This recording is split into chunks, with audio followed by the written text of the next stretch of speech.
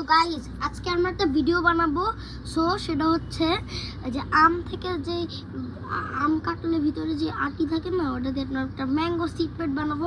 আগের ভিডিওতে আপনারা দেখছেন যে ম্যাঙ্গো সিড প্যাড একটা বানাইছিলাম পেপার দিয়ে।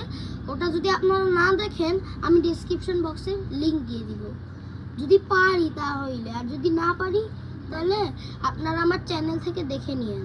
একটু কষ্ট লাগবে খুঁজতে, তো কিন্তু আপনি হান ছাড়বেন না। তো আজকে আমরা রিয়েল আমের আটি দিয়ে বানাবো এটা ম্যাঙ্গো প্যাড।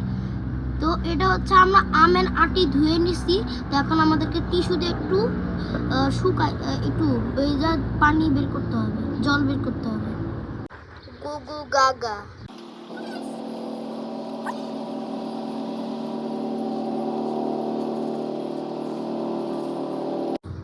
তো গাইস আমরা এখন এটাকে চিরুনি দিয়ে আঁচড়াবো। আমরা আমের আটি আঁচড়াচ্ছি যাতে সব ফাইবার চলে যায়, যে এগুলোকে বলে ফাইবার। এই যে এগুলো হচ্ছে ফাইবার থাকলে আবার আমের আটি আবার পচে যায়, জন্য ভালো করে আঁচড়াইতে হবে।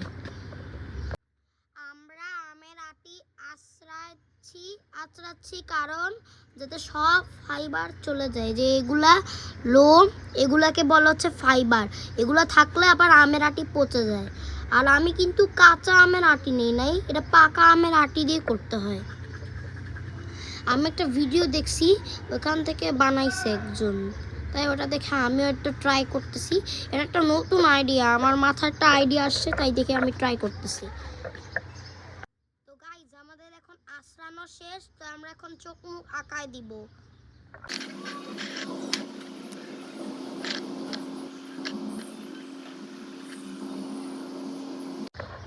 চোখ তো আঁকায় দিছি গাইজ, এখন মুখ আঁকায় দিব।